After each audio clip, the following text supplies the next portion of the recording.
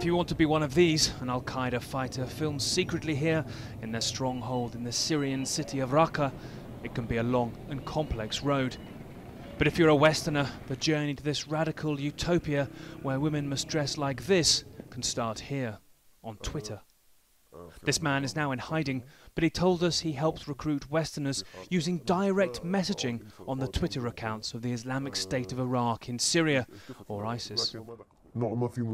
There was special treatment for the Europeans, he says. One British guy said he was called Ibrahim, then told me he was from Manchester.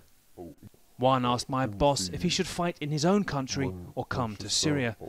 He was told, if God doesn't give you martyrdom in Syria, then he could wage war in his own country. Syria now has a new horror. Will Western recruits take their jihad back to their home countries? Some won't. Like Abu Salha, the first American to die in this blast as a suicide bomber in Syria.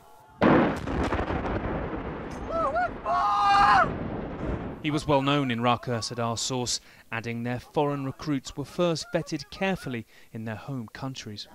Part of an office that ran a welcome online chat about life under ISIS, 2 weeks for future recruits, there were very strict rules. There are some questions I am allowed to answer, he says, then things I must ask my supervisor about. Specific questions about religion. I have to get their permission to message anyone. I can't talk on Skype.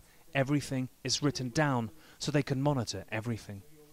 He fled this city when ISIS murdered 2 relatives, was jailed when he spoke out of turn, and was rarely allowed to meet the recruits.